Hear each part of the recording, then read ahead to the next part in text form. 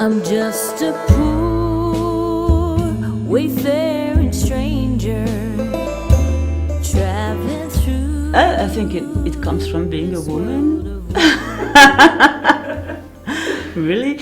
But it's true, I understand why you ask yourself the question, because to be honest, I mean, Alexia was not an easy character to write, not at all. Because even me, I mean, I could not relate to her. I mean, at the beginning, like for the first 30 minutes of the film, I mean, she's unrelatable. It's hard to relate to someone who has no emotions whatsoever and who rejects her humanity in such a drastic way.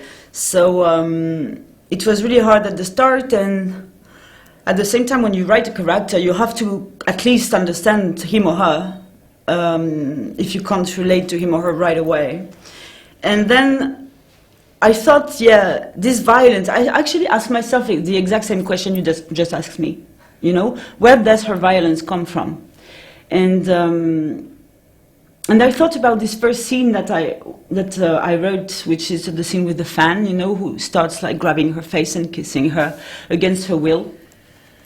Which is a very ambiguous scene, right? Because no matter what, she's a killer, and no matter what, she would kill anyone. But in this particular context, she was being assaulted sexually by someone also. I thought about the fact that, you know, in public space, especially public transportation, public space mainly, I mean, as a woman, you don't have the same attitude as men, because you have to plan strategies constantly, or you have to deal with your own fears. Like when you're in a cramped subway train, you wonder if you're going to get, you know, groped or touched or, you know, something, yeah, assaulted. And that actually, this difference of way to apprehend the public space, I think, this inequality in that, makes me very mad. That's the first thing. It does make me very mad. And the second thing, I was like, but how come a guy who's going to assault or grope a girl in the subway or wherever, how come it will never occur to him that she might retaliate, or that she might have a weapon, or that she might be into MMA, you know, and that she could actually really seriously hurt him? The awful truth behind that is that most of the time when you get assaulted, you just freeze. And that's normal. I mean, that's a normal reflex, you know, that your body and that your mind has. You don't want to accept that reality because it's too horrific. And that, the fact that he would not think that, and the fact that we would not think that either as women, also revolted me, makes me really mad. Because it means that basically as women we are designated victims by default. We would never be seen as a potential retaliator or even a potential oppressor, you know? And I think that Alexia's rage and violence stems from that.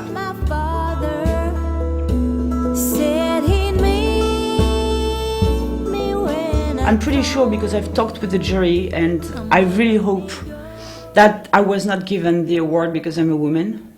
I think that would be completely misleading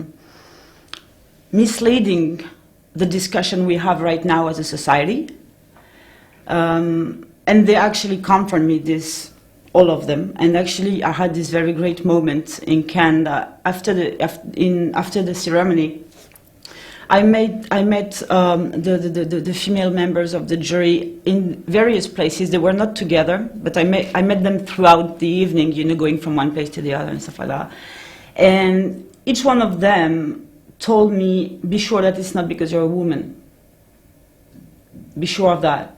And I thought that was like the most powerful, beautiful thing they could tell me. And what's amazing is that they actually did not like had some kind of discussion about telling me this, because they all said it like very naturally in different spaces when they were not together.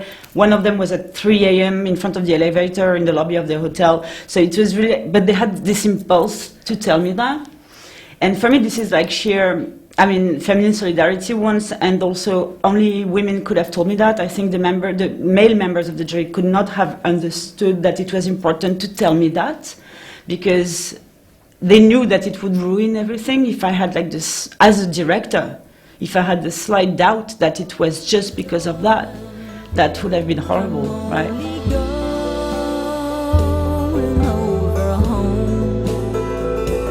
Y tus tráilers, visita mi canal. I think that for me, what's important here is that it's a moment when I was on stage, for sure, I felt it very much. But this moment is a moment where you see history in movement. And that's why it's so important and it's so striking. And I really felt like there was something happening here just by not being the first one, but being the second one. I think, I'm not sure Jane Campion might have felt this when she received hers, because she was the only one. And at that moment, she was still the exception, you know. But being the second one, I can't see myself as an exception at all, and thank God, actually. And so I constantly thought about the moment there would be a third one, and the moment there would be a fourth one, and all of a sudden I thought, that might not be in such a long time, actually. We're not going to wait 28 more years, you know, to get there.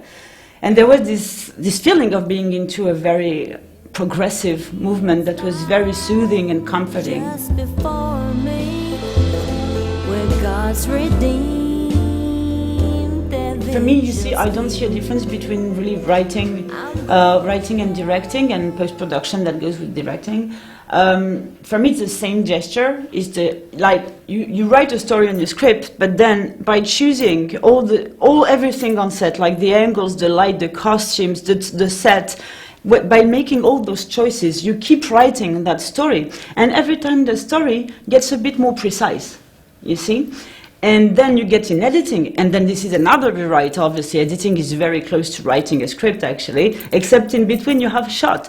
So it's getting more precise and more precise. For me, it's exactly the same thing. It's just telling a story from writing to the end of post-production is the same movement. I'm only going I really do not believe that any form of art is there to bring any answers or any messages. I don't think that's what art is about. I think bringing answers is something that Google can bring you if you want an answer for something. I don't think my film will ever bring you an answer. It's going to bring you more questions, if anything. But that's good. So when you tell me I actually haven't read everything, because otherwise I think I would, I don't know, decompose into space. But actually, I'm very glad that you tell me that it has actually triggered that people want to write about it, that they want to talk about it, they want to debate between each other, that they want to internally debate as well.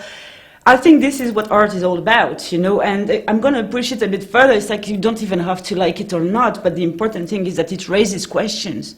And that's the only way we can go forward, and art is really is an advancement for humanity. Constantly, every time a work of art is done, it's an advancement for humanity.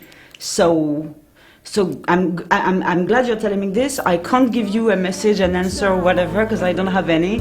This form shall rest beneath the sun. Oh, I have like tons. Like, seriously, I have. But the thing is that I don't have references, I have influences. That's very different, you know? It's like you have your own cultural background that comes from either your family, and then afterwards the choices you made when you were a teenager. And that actually for me is the most important one, or at least the clash between the two is very interesting. But you know, it's very funny because obviously Cronenberg is very often cited, and that's absolutely normal because he was very foundational in my life. The moment I discovered him, the way I discovered his work, I discovered it by myself, not with friends, not with family and all that. So it was something very direct, you know, to me, something I took very personally. And I saw the beauty he wanted to show where other people would call it horror, where I only saw beauty, you know, so that was very foundational. But there are so many other things, mainly like when I would talk with my DP, for example, it would be a lot about paintings, a lot about photographers, like Robert Mapplethorpe in terms of contrast, Nan Golding for the energy, a lot of Magritte very much also for the kind of like, well, you know, the use of symbols and the use of contrast as well. There are so many, you know, influences. We are, fortunately, I mean, I think that it's absolutely delusional to try to start making something by saying, I'm going to make something that has never been done. I mean, we are all telling stories, and we know that these stories, they actually have been done 10,000 years ago already, you know? And at the end, talking about humanity is always telling the same story. It's just your point of view that is important, your own vision, your own subjectivity.